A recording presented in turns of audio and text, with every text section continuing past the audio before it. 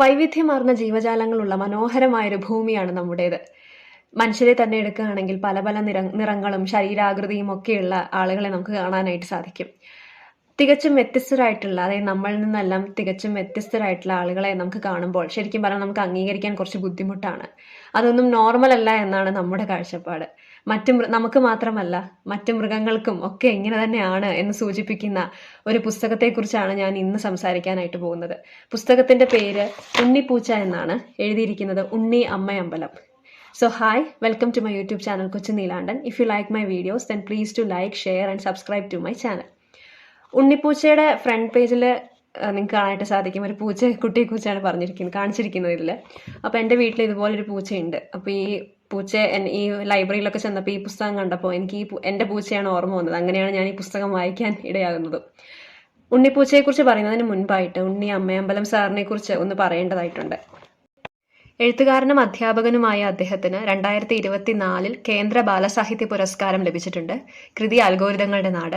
മറ്റ് പ്രധാന കൃതികൾ മഴയാണ് ദയാലു, മാജിക് സ്കൂൾ ബസ്, നമ്മുടെ കായലുകൾ, കേരള സംസ്ഥാന ബാലസാഹിത്യ ഇൻസ്റ്റിറ്റ്യൂട്ടിന്റെയും PT ഭാസ്കര പണിക്കർ സ്മാരകത്തിന്റെയും അടക്കം നിരവധി പുരസ്കാരങ്ങളും അദ്ദേഹത്തെ തേടിയെത്തിയിട്ടുണ്ട്.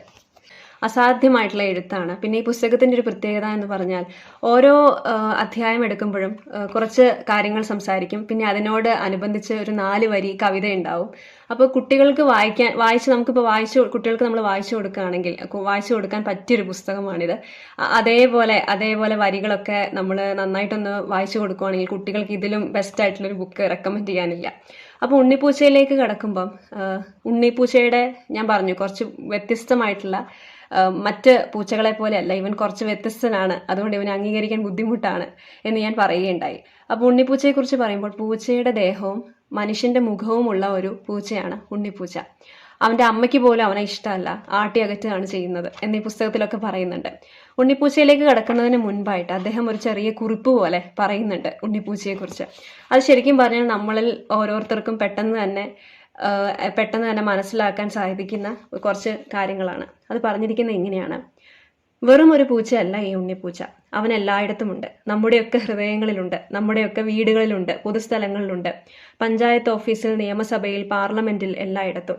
എടി അമ്മു, ഈ ഉണ്ണിപ്പൂച്ച ഒരു ജീവിതമാണെന്ന്, നമ്മുടെ ജീവിതം. ആരും സ്നേഹിക്കാനില്ലാതെ വരുമ്പോൾ തകർന്നു പോകുന്നവരുടെ, പിടിച്ചു നിൽക്കാനാകാതെ തളർന്നു പോകുന്നവരുടെ ജീവിതം, ഒരുപാട് സങ്കടങ്ങളുള്ളവരുടെ ജീവിതം. പക്ഷെ അവസാനം എന്താണ് സംഭവിച്ചതെന്നോ എന്ന് ചോദിച്ചൊരു ചെറിയ കുറിപ്പാണ് ഇതിന്റെ ആദ്യത്തെ ഭാഗങ്ങളിൽ എഴുതിയിരിക്കുന്നത്.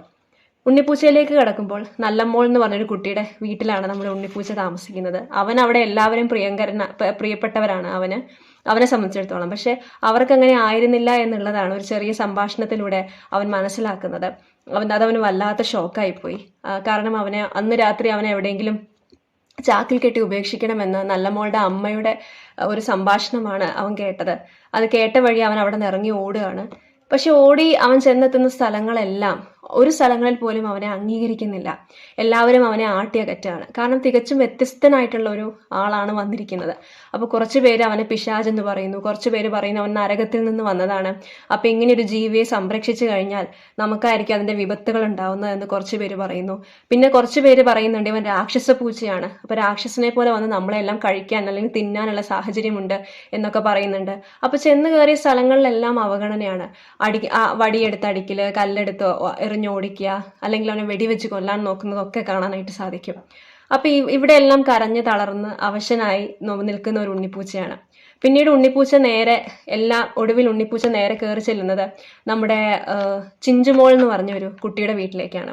അപ്പൊ ഉണ്ണിപ്പൂച്ചയ്ക്ക് ആദ്യം ഒരു പ്രശ്നമാണ്. കാരണം ഈ ചിഞ്ചുമോൾ മറ്റുള്ളവരെ പോലെ ആണെങ്കിലോ ചിഞ്ചുമോളെ വിശ്വസിക്കാൻ കഴിയുമോ എന്നുള്ളത് ഉണ്ണിപ്പൂച്ചയുടെ ഒരു പ്രശ്നമായിരുന്നു. പക്ഷെ പിന്നീട് അങ്ങോട്ടേക്ക് ഉണ്ണിപ്പൂച്ചയ്ക്ക് മനസ്സിലായി ചിഞ്ചുമോള് മറ്റുള്ളവരെ പോലെയല്ല, സഹജീവികളോട് ഭയങ്കര അധികം സ്നേഹമുള്ള ഒരു കുട്ടിയാണ്, എല്ലാവരെയും സ്നേഹിക്കുന്നവരാണ്, മൃഗങ്ങളുടെ വേദന മനസ്സിലാക്കുന്ന ഒരു കുട്ടിയാണ് എന്നൊക്കെ അവന് മനസ്സിലാവുന്നുണ്ട്. ഉണ്ണിപ്പൂച്ച അങ്ങനെ ചിഞ്ചുമോളുടെ വീട്ടിലാണ് താമസിക്കുന്നത്. അവിടെ എല്ലാവരുടെയും പ്രിയങ്കരനായി മാറുകയാണ് ഉണ്ണിപ്പൂച്ച. എല്ലാവരും അവനെ കൗതുകത്തോടെയാണ് നോക്കിക്കാണുന്നത്. അങ്ങനെ ചിഞ്ചുമോളുടെ ജീവിതത്തിന്റെ ഒരു ഭാഗമായി മാറുകയാണ് ഉണ്ണിപ്പൂച്ച. പക്ഷെ പിന്നീട് ഒരു വലിയ വെള്ളപ്പൊക്കം ഉണ്ടാവുകയും അങ്ങനെ ആ ഒരു വെള്ളപ്പൊക്കത്തിൽ ചിഞ്ചുമോളൊക്കെ രക്ഷപ്പെട്ടു. പക്ഷെ ഉണ്ണിപ്പൂച്ചയെ രക്ഷപ്പെടുത്താൻ ആരും ഉണ്ടായില്ല. ഉണ്ണിപ്പൂച്ച കാർപോർച്ചിലാണ് കിടക്കുന്നത്. അങ്ങനെ കാർപോർച്ചിൽ കിടക്കുന്ന ഉണ്ണിപ്പൂച്ച ഒഴുകി പോവുകയാണ്. അപ്പോൾ ആ ഒഴുകി പോകുന്നതാണ് ഈ ഫ്രണ്ട് പേജിൽ ഫ്രണ്ടിലുള്ള ഈ ഒരു ചിത്രം എന്ന് പറയുന്നത്. അങ്ങനെ അവൻ ഒഴുകിപ്പോയി ചെന്നെത്തുന്നത് തത്തമ്മക്കാട് എന്ന് പറഞ്ഞൊരു സ്ഥലത്താണ്. അവിടെയും ഒത്തിരി അധികം മൃഗങ്ങളെ കണ്ടു. ആ മൃഗങ്ങളൊന്നും ഇവനെ അംഗീകരിക്കാൻ തയ്യാറല്ല. കാരണം എല്ലാവരും പറയുന്നത് ഇവനൊരു എന്താ പറയുക, ഒരു ചീത്ത ഒരു സാധനമാണ്. ഇവനെ കൊണ്ടുവന്നാൽ അത് നമ്മുടെ കാടിന് തന്നെ വിപത്താണ് ഇവിടെ താമസിക്കാൻ സമ്മതിച്ചാൽ. വിശപ്പിനുള്ള സാധനങ്ങളൊക്കെ നമുക്ക് കൊടുത്തിട്ട് ഇവനെ പറഞ്ഞു വിടാമെന്നായി. പിന്നീട് അങ്ങോട്ടേക്ക് തത്തമ്മക്കാട്ടിൽ ഒരു ചെറിയ പ്രശ്നം വരികയും ആ പ്രശ്നത്തിന് പരിഹാരം നമ്മുടെ ഉണ്ണിപ്പൂച്ച കണ്ടുപിടിക്കുകയും ഒടുവിൽ അവൻ രാജാവായി മാറുകയും ചെയ്യുന്നതാണ് ഈ കഥയുടെ അവസാനം പറഞ്ഞിരിക്കുന്നത്. അപ്പൊ ഇതാണ് ഉണ്ണിപ്പൂച്ചയിൽ പറഞ്ഞിരിക്കുന്നത്. ഉണ്ണിപ്പൂച്ചയുടെ ഒരു ചെറിയൊരു സമ്മറിയാണ് ഞാനിപ്പോൾ പറഞ്ഞത്. പക്ഷെ ഇത് മാത്രമല്ല കേട്ടോ, ഒത്തിരി അധികം കാര്യങ്ങൾ ഇതിൽ പറയുന്നുണ്ട്. ഇതിൽ ഉണ്ണിപ്പൂച്ച അല്ലാണ്ട് ബാക്കി ഒരു 2 ആൾക്കാരെ കുറിച്ചും പ്രധാനമായിട്ട് ഇതിൽ പറയുന്നുണ്ട്. അതായത് ചിഞ്ചുമോളുടെ വീട്ടിൽ ഉണ്ണിപ്പൂച്ച കാണുന്ന ഉണ്ണിപ്പൂച്ചയുടെ ഒരു സുഹൃത്തായ പുന്നാര മീൻ എന്ന് പറയുന്ന ഒരു മീൻ, അക്വേറിയത്തിൽ കിടക്കുന്ന ഒരു മീനാണ്. ആ മീനിന്റെ ചിന്തകളും ആ മീനിന്റെ സങ്കടങ്ങളും ഒക്കെ ഈ പുസ്തകത്തിൽ പറയുന്നുണ്ട്. പുഴയിലൂടെ കളിച്ച് നടക്കേണ്ട എന്നെ പിടിച്ച് ഒരു ചില്ല് കൂട്ടിലിട്ട് വളർത്തുകയാണ്, എൻ്റെ സങ്കടം നീ അറിയുന്നുണ്ടോ എന്നൊക്കെ ഉണ്ണിപ്പൂച്ചയോട് ചോദിക്കുന്ന ഒരു സീനുണ്ട്. പിന്നെ അത് മാത്രമല്ല, ഉത്സവത്തിന് കൊണ്ടുപോകുന്ന ഒരു ആന, ചിഞ്ചുമോളിനെ ഫോളോ ചെയ്ത് പോയപ്പോഴാണ് ഉത്സവത്തിന് കൊണ്ടുപോകുന്ന ഒരു ആനയെ നമ്മുടെ ഉണ്ണിപ്പൂച്ച കാണുന്നത്. ആ ആനയുടെ ദുഃഖം, ആന വെയിലത്ത് ഇങ്ങനെ നടക്കുകയാണ്, ചുട്ടുപഴുത്ത റോട്ടിലൂടെയാണ് ആന നടക്കുന്നത്.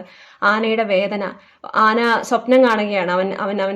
അവന്റെ സുഹൃത്തുക്കളെയൊക്കെ, അതായത് കാട്ടിൽ മനോഹരമായ ഒരു കാട്ടിൽ താമസിച്ചുകൊണ്ടിരുന്ന സമയത്ത് അവന്റെ സുഹൃത്തുക്കളോടൊപ്പം അരുവിയിലൊക്കെ പോയി കുളിച്ചു കയറിയതുമൊക്കെ അവൻ സ്വപ്നം കണ്ടുകൊണ്ടാണ് റോട്ടിലൂടെ നടക്കുന്നത്.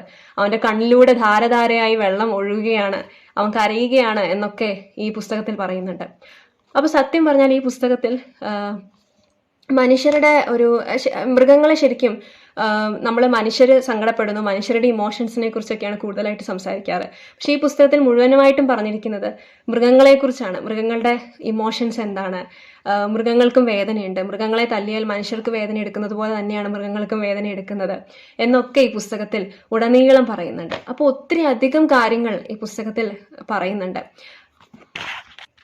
പെട്ടെന്ന് വായിച്ചു തീർക്കാൻ പറ്റിയ ഒരു ചെറിയ പുസ്തകമാണ്. ഞാൻ പറഞ്ഞു ഇതിൽ ഓരോ പാരഗ്രാഫ് കഴിയുമ്പോഴും ഒരു 4 വരി കവിതയുണ്ട് എന്ന്.